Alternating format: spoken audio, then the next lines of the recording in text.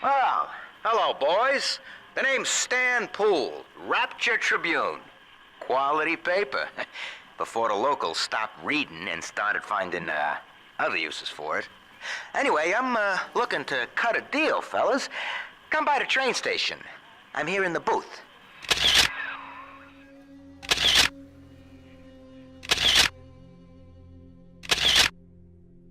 Stanley Poole is one of the most devious men that Subject Delta will encounter during the events of the game BioShock 2. A former journalist for the Rapture Tribune turned mole for Augustus Sinclair, Stanley would be the man charged with taking down an upstart Sofia Lamb at the behest of Andrew Ryan, infiltrating her flock with a plan of gathering damning evidence against the psychiatrist and selling that evidence to Ryan. A plan that would go accordingly, but not without a trail of ruined lives in its wake. So, Ryan's goons are sweating me to prove this place is a closet commune. But I need time. Lamb's kid keeps staring me down like she knows that I'm a phony. I keep thinking of Johnny Topside, though. It took real guts to find Rapture like he did. It makes it easier not to crack if I sort of imagine that I'm him. The story of Stanley Poole as we know it begins with his association with the Rapture Tribune as a reporter on the take. Stanley had uncovered some of the dark underbelly of Rapture through investigations into a man named Augustus Sinclair, an entrepreneur who handled disappearances of Ryan's detractors through a pseudo-legal firm called Sinclair Solutions. Stanley was being paid to keep his mouth shut about the unsavory business practice, creating a tenuous relationship between the two parties. A relationship that Sinclair would pull on when he needed a less than upstanding informant. A woman named Sofia Lamb had begun to dig her nails into the very fabric of Rapture, her collectivist ideology spreading like wildfire across the lower classes of the city who felt betrayed by Ryan's dog-eat-dog society. As such, Ryan wanted her out of the picture, enlisting the aid of Sinclair, who would turn to Stanley as a means of accruing evidence of her communistic beliefs. To that end, Stanley would begin his journey into the heart of Lamb's operation. Making his way to Siren Alley, he would begin assimilating into the congregation of Father Simon Wales, one of Lamb's most fervent followers. Stanley telling the devout man that he was being stifled by restrictions at the Tribune and wished to write a book about the truth of Rapture's injustices. Wales, for his part, would buy his lies, giving him an invitation to the artist's retreat at Dionysus Park. And once there, he would cozy up to Sofia Lamb herself. Lamb bought my Frustrated Novelist Act. She's even sponsoring me to ink it while I'm here.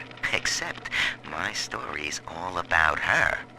And I don't think she's gonna like the way it ends.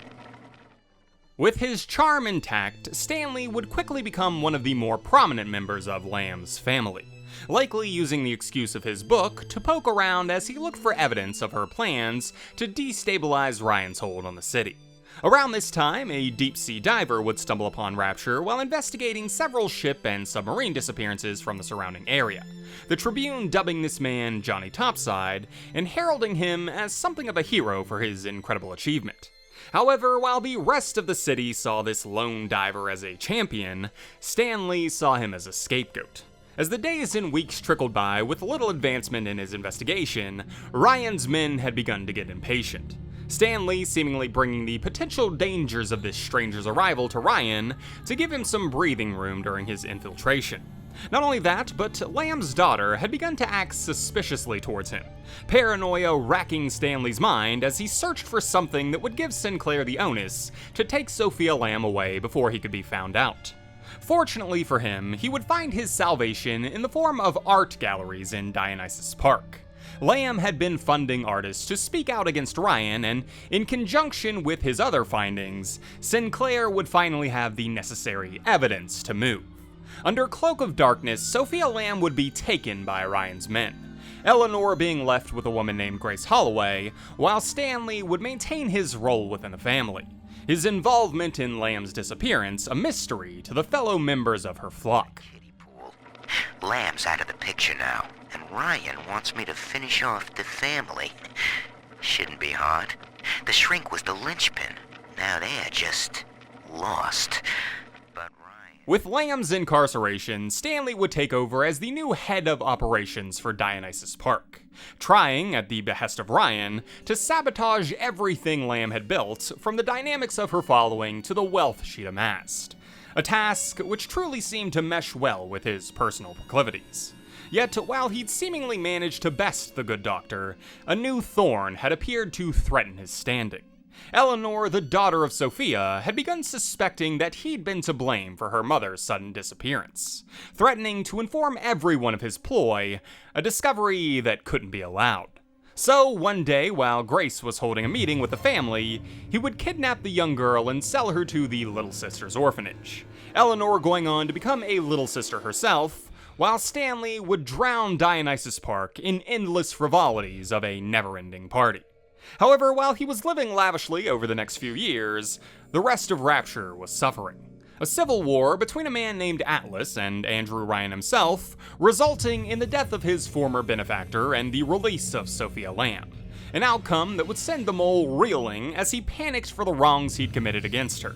In a desperate effort to destroy the evidence of what he'd done in Dionysus Park following Lamb's arrest, he would flood the area using a flaw in its design, going on to re-establish himself as a dedicated member of the family, living a lie under constant stress of being sniffed out at any moment.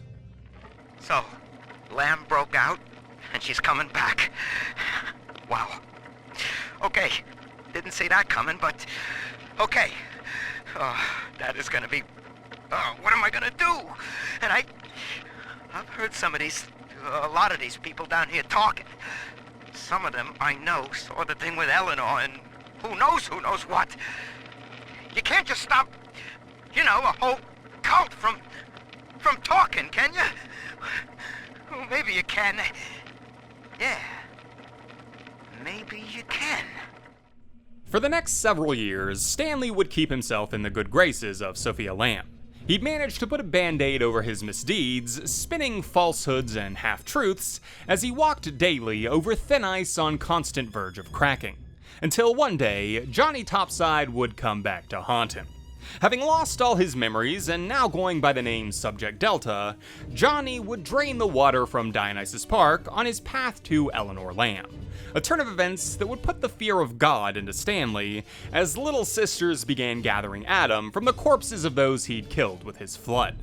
Knowing that this Adam would contain the memories of his past transgressions, he would run to the control booth of the Atlantic Express station, stopping Delta and forcing him to handle the Little Sisters before they could return to Lamb. A mission that Delta would complete, and a mission that would see the many lies that Stanley had told over the years come unraveling right before his very eyes. Stanley Poole is one of the most untrustworthy and slimy men that can be found wandering the halls of this waterlogged city. A shady journalist turned even shadier informant, Stanley would step on whoever he needed to in order to get what he wanted, rubbing elbows with some of the most prominent people that Rapture would ever produce, and impacting nearly all of them negatively. The self-dubbed Ace Newsman spinning a web of lies that he himself would eventually get stuck in, wriggling desperately as he tried to break free of his own heinous actions. Sweet Jesus. Lamb knew? And she just let me hang myself out the... Oh, God. No. Come on, pal. The train's ready. Just let me live.